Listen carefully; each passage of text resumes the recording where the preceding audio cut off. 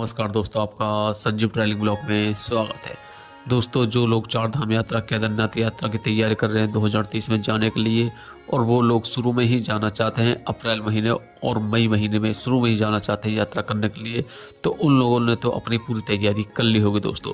लेकिन जो लोग केदारनाथ यात्रा के लिए अपना सामान बैग पैक बिल्कुल कर चुके हैं, बहुत से यात्री ऐसे होते हैं जो सबसे ज़्यादा इम्पोर्टेंट सामान होता है चार धाम यात्रा केदारनाथ यात्रा में, वो उस सामान को बहुत ज़्यादा लो क्वालिटी में लेकर जाते हैं और बहुत ही कम पैसे में यात्रा करने की सोचते हैं। दोस्तों, आपको चार धाम यात्रा केदारनाथ यात्रा पे 2 या 3 सामान ऐसा है जो आपको फर्स्ट क्वालिटी का लेना है और आपको वो लेकर ही जाना है। दोस्तों, अगर आप इन चीज़ों को लेकर नहीं गए, जो मैं आपको सामान बता रहा हूँ जो आपके बैग में होने चाहिए दोस्तों, चार धाम यात्रा केदारनाथ यात्रा पर होने चाहिए, अगर आप वो सामान लेकर नहीं गए तो आपको बहुत ज़्यादा खर्चा आ सकता है। दोस्तों, जो आपका बजट 3,000 4,000 है केदारनाथ यात्रा का, वो बढ़कर कम से कम 2 या 3,000 रुपये और हो जाएगा, क्योंकि ये सामान आपके पास होना बहुत ज़रूरी है। दोस्तों, अगर आपने हमारा चैनल अभी तक सब्सक्राइब नहीं किया तो हमारे चैनल को सब्सक्राइब कर ले और बेल आइकन घंटी दबा दे, जिससे आपको नई नई जानकारी प्राप्त होती रहे।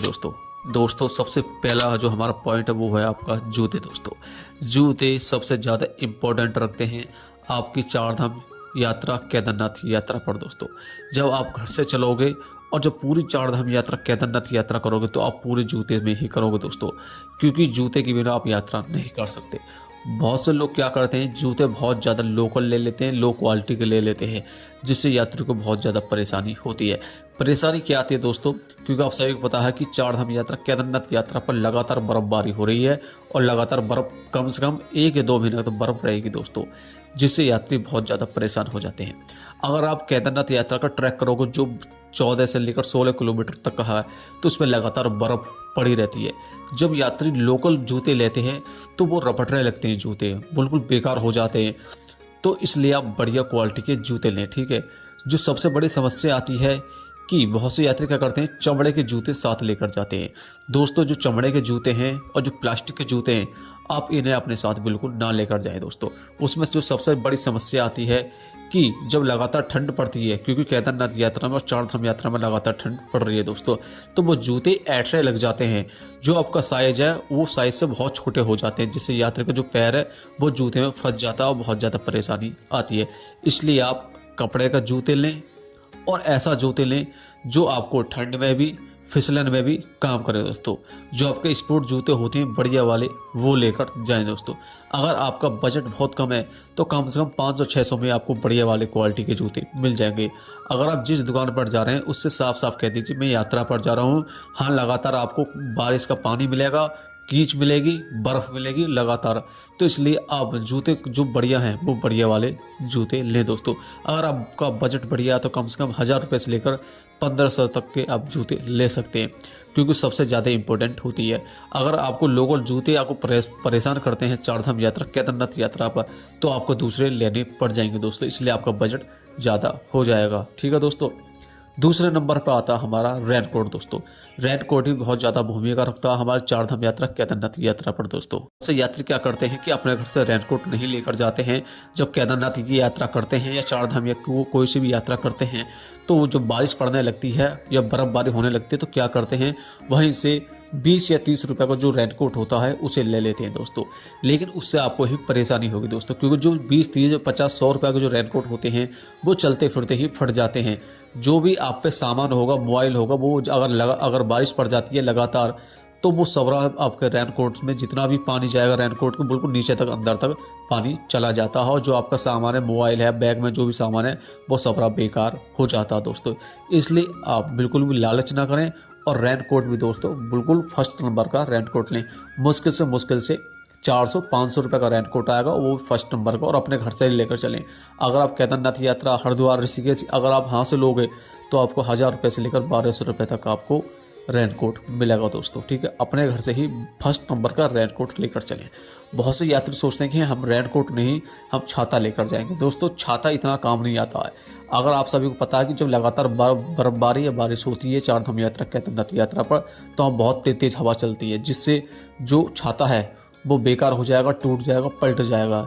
इसलिए आप रेनकोट बढ़िया वाला लेकर गए। हो सके तो ऊपर से लेकर नीचे वाला जो रेनकोट होता है बिल्कुल नीचे तक, जो आपके पैर हैं यहाँ तक आता है, वो फुल साइज होता है, उसे आप ले सकते हैं दोस्तों। ठीक है दोस्तों, आप छाता लेकर बिल्कुल ना जाएं। जो तीसरा सबसे इम्पोर्टेंट होता है वो होता है हमारा बैग, क्योंकि हम बैग से ही यात्रा करते हैं कि जो भी सामान होगा बैग हमारे में होगा। ठीक है, बैग में होगा, और जब हम चलेंगे तो बैग हमारे साथ होना चाहिए, क्योंकि जितना भी सामान है वो हमारा बैग में है। तो आपसे निवेदन है कि आप किसी भी हालत में जो आपका ट्रॉली वाला जो बैग होता है, अब उस बैग को बिल्कुल ना लेकर जाएं दोस्तों। ठीक है, किसी भी हालत में ट्रॉली वाला बैग नहीं लेकर जाएं। अगर आपको बैग लेकर जाना है तो 50 लीटर, 70 लीटर, 80 लीटर के बैग आते हैं, जो ट्रैवल जो बैग होते हैं, जो ट्रैवल वाले यूज करते हैं दोस्तों, उसमें आपका सारा सामान आ जाएगा। उससे फ़ायदा क्या है कि आप इस बैग को जब यात्रा करोगे तो अपने साथ लेकर चल सकते हो। अगर आप ट्रॉली वाला बैग लेकर जाओगे दोस्तों, तो उसमें क्या होगा कि आपको किसी रूम में रखना पड़ जाएगा या किसी लॉकर रूम में रखना पड़ जाएगा, जिसका खर्चा आपको झेलना पड़ सकता है दोस्तों। ठीक है, इसलिए आओ मान लीजिए आप सिंगल हो तो मुश्किल से 40 या 50 लीटर का आप बैग ले सकते हो। अगर डबल जा रहे हो 2 या 3, तो आप एक बैग ले सकते हो जिसमें 70 से लेकर 80 लीटर का बैग आता है दोस्तों। मुश्किल से 2000 रुपये से 2500 रुपये तक का आपका फर्स्ट क्वालिटी का बैग आ जाएगा।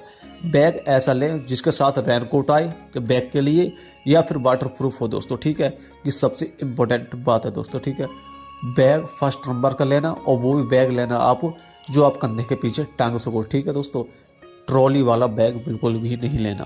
बाद में जो सबसे लास्ट ऑप्शन होता है वो आपका होता है मोबाइल चार्जिंग के लिए दोस्तों। बहुत से लोग क्या करते हैं कि अगर मान के चलिए एक सिंगल व्यक्ति 4 धाम यात्रा, केदारनाथ यात्रा कर रहा है, उसके पास कम से कम 3-4 डिवाइस हैं। एक मोबाइल हो गया, पावर बैंक हो गया, लैपटॉप हो गया, और वो किसी होटल में रुकता है, तो पूरे होटल में जिस कमरे में रुक रहा हो उस कमरे में केवल एक स्विच है। तो क्या करेगा, एक साथ मोबाइल चार्ज तो नहीं हो सकते, तो आपको अपने साथ एक बोर्ड लेकर जाना है दोस्तों, जिसमें कम से कम 7 से 10 स्विच होते हैं। आप बोर्ड में लगाइए और सीधे आराम से आप अपने जितने भी डिवाइस हैं एक झटके में आप चार्ज कर लिए। ठीक है, और पावर बैंक भी आपके पास होना बहुत ज़रूरी है दोस्तों। ठीक है, अगर आपको कॉल, वीडियो कॉल या कोई इमरजेंसी में कॉल करनी है, या फिर आपको फ़ोन आपके लिए बहुत इंपॉर्टेंट रखता है, तो अपने साथ आप पावर बैंक ज़रूर लेकर जाएं दोस्तों। ठीक है दोस्तों, ये बहुत इंपॉर्टेंट चीज़ है दोस्तों जो मैंने आपको बताया है। अगर आपको हमारी ये वीडियो अच्छी लगी हो तो लाइक करें, शेयर करें। ठीक है दोस्तों, हर हर महादेव।